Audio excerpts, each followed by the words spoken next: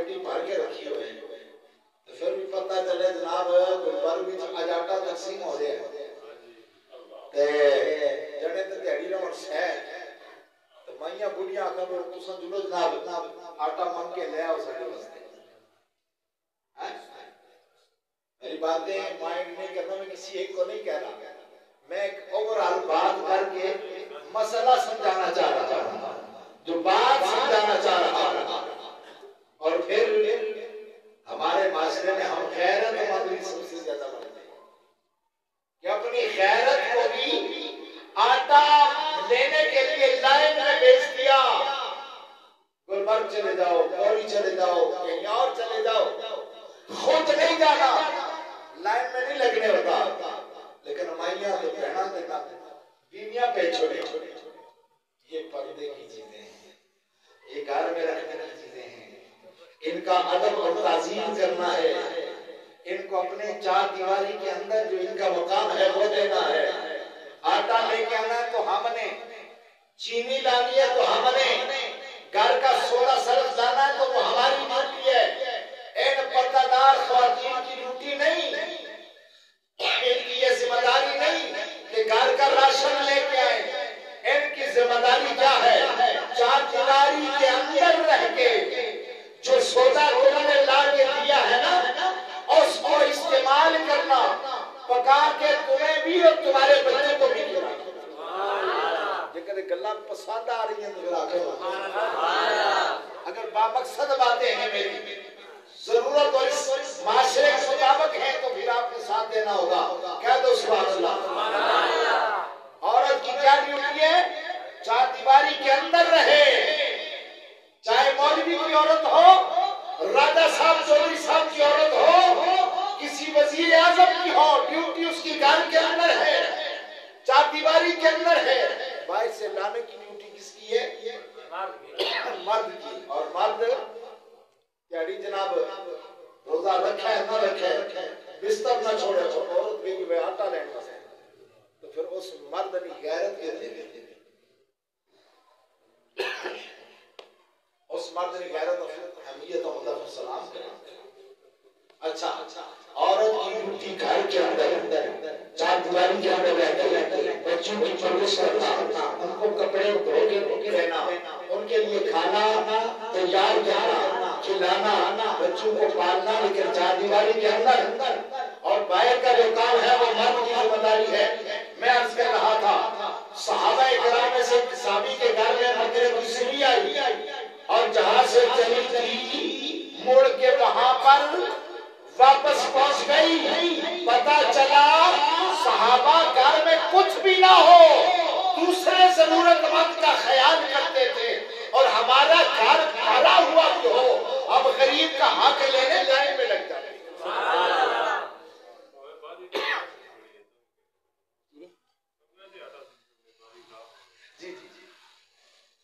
یعنی ہمارا طرز عمل یہ ہے. پھر ایسا ہمیں جناب ایسا بڑے چنگے میں تھوڑا جا دور رکھا تھا کہ اسے سمجھ دیا. سمجھ آ رہی ہے؟ ہمارا پڑوسی بھوکا سویا ہوگا شاید شاعری کے لیے, اس کو کھانے کے لیے کچھ نہ ہو, صبح کو اٹھ کے بیچارہ اس کو سحری کھانے کے لیے کچھ نہیں, خود بھوکا روزہ رکھ لیا, بچوں کو تسلی دے دی اور ان کو روزہ نہ رکھوایا. لیکن ہمارے کانوں پہ جوں نہیں رنگے گی, اور جب حق کی بات آئے گی تو سب سے زیادہ غریب وہ بنا ہوگا کہ جس کے 2-3 مکان کرائے پہ لگے ہوں گے, جس کے پاس گاڑی ہوگی, اور یہ باتیں سچی باتیں کر رہا ہوں, گاڑی بھی ہے, گھر بھی کرائے پہ لگے ہوئے ہیں, لیکن 10 کلو آٹے کے تھیلے کے پیچھے خواتین کو بھی بیچ رہا ہے, اور بعض خود بھی جا کے لائن میں لگ جاتے ہیں. میں سارے چیزیں دا کری ہوں, بس اس بات کا خیال رکھنا ہے. لائنوں میں ویسے تو غریب کا بھی مزاق کیا, یہ غریب کی غربت کا بھی مزاق کیا لائنوں میں. یار دیتے ہو تو کچھ ڈھنگ سے دو, کچھ طریقے سے دو, عزت سے دو. بیچاروں کو رلا کے گرمی میں روزہ رکھ کے تو وہ بیچارے لائن میں کھڑے پتہ نہیں باری آئی تو آٹا ہی آٹا. یہ غربت کا مذاق ہے, غریب کی غربت کا مذاق ہے.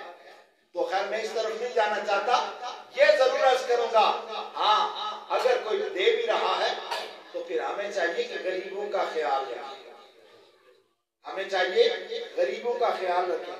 غریب وہ ہے جو بامشکل دو ٹائم یا تین ٹائم بامشکل اس کو غریب کہتے ہیں۔ اس کو غریب نہیں کہتے جس کے 2-3 مکان ہوں کرائے پہ لگے ہوں، 2-4 دکانیں ہوں کرائے پہ لگے ہوں، اور خود بھی ملازم ہو، گھر کے افراد اور بھی ڈیوٹیاں کر رہے ہوں، ہر طرف سے پیسہ روپیہ آ رہا ہو، اور پھر وہ غریب بن کے ادھر سے بھی آٹا لا رہا ہے، ادھر سے چینی لا رہا ہے، ادھر سے یہ لا رہا ہے، وہ لا رہا ہے۔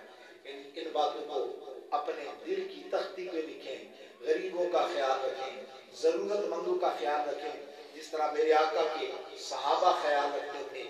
اور یہ شہر المواسات اور یہ شہر الصبر ہے، صبر کا مہینہ۔ بات جب چھڑتی ہے تو ٹائم کا پتہ ہی نہیں چلتا۔ شہر الصبر، صبر کا مہینہ۔ حضرت خواجہ صابر کلیانی رحمۃ اللہ تعالی علیہ اپنے وقت کے بڑے پائے کے ولی گزرے، تو بچپن میں وہ بڑے شرمیلے سے تھے، ولی تو پھر شرمیلہ بھی ہوتا ہی ہے۔ آپ کی والدہ نے اپنے بھائی کے پاس ان کو لے جا کے تعلیم کے لیے چھوڑا، اور بھائی کو فرمایا یہ میرا بیٹا جو ہے نا یہ بڑا شرمیلا سا ہے، یہ بھوکا رہ لے گا لیکن کھائے پیے گا کچھ نہیں۔ تو ماموں نے لنگر خانے کی چابیاں منگوائی، صابر کلیری رحمت اللہ تعالیٰ علیہ کے ہاتھ میں ماں کے سامنے تھما دی، اور فرمایا آج سے لنگر خانے کا انتظام تمہارے سپرد ہے۔ یہ بھی بڑے پتے کی بات بتا رہا ہوں، اور بڑی کام کی بات ہے، بڑی کام کی بات ہے۔ اور دیکھیے کہ صوفیاء نے، اولیاء نے کس طرح صبر کیا۔ ماں بڑی خوش ہو گئی کہ میرا بیٹا اب خوش رہے گا، لنگر خانے کا انتظام اس کے حوالے ہو گیا ہے، اب یہ عیاشی سے کھائے پیے گا اور ان کو بھی کھلائے گا۔ ماں مطمئن ہو کے چلی گئی۔ سال کے بعد والدہ واپس آئی، بیٹے کو دیکھا تو پہچانا نہیں جا رہا، بالکل دبلا پتلا سا، کمزور سا ہوتا ہے۔ دیکھے تو بھائی سے بڑی ناراض ہے، کیا آپ نے میرے بیٹے کو تو کھانے کو کچھ نہیں دیا، اس کا یہ حال کر دیا کہ یہ ہڈیوں کا پنجر بن گیا ہے۔ اور میں بہن رکھا ہے، بلاتے ہیں اس کو، پوچھتے ہیں، بلایا، بلا کے فرمایا بتائیے بھائی آپ نے کیوں نہیں کھایا پیا؟ توجہ، ابے آپ نے کھایا پیا کیوں نہیں؟ تو حضرت صابر کلیری رحمت اللہ تعالی علیہ نے فرمایا حضور کھایا پیا اس لیے نہیں کہ آپ نے انتظام تو میرے حوالے کر دیا تھا، کھانے کو نہیں کہا تھا۔ انتظام میرے حوالے کر دیا تھا لیکن کھانے پینے کو نہیں کہا تھا، تو میں آپ کی اجازت کے بغیر بلا کھا کیسے سکتا؟ 1 سال صبر کیا، 1 سال، ہم تو 1 سال تو 1 سال ہے، 1 دن بھی بامشکل گزارتے ہیں۔ یہ شہر صبر ہے، صبر کا مہینہ ہے، اور صبر کا اجر اللہ عطا فرماتا ہے۔ اور ایک روایت میں اللہ ہی صبر کا اجر ہے، اور صبر کا اجر بغیر حساب کے ہے، باقی سارے اعمال کا اجر حساب کے ساتھ، لیکن صبر کا اجر بغیر حساب کے اللہ عطا فرمائے گا۔ اور صبر والوں کے لیے ایک دروازہ مختص ہے، جس دروازے کو باب ریان کہا جاتا ہے، یہ صبر والوں کا ہے، یہ روزہ رکھنے والوں کے لیے مختص ہے، مخصوص دروازہ ہے۔ اس دروازے سے کوئی گزرے گا جو روزہ دار ہوگا، جس نے روزے نہیں رکھے وہ اس دروازے سے نہیں گزرے گا۔ اور پھر یہ پیغام دیتے ہوئے اپنی گفتگو کو بھی قریب لا رہا ہوں، وقت کے دامن میں گنجائش نہیں رہی، جو وقت تھا وہ پورا ہوا، لیکن 2-3 منٹ میں اپنی گفتگو سمیٹتے ہوئے آپ کو خلاصہ کلام بتا دوں.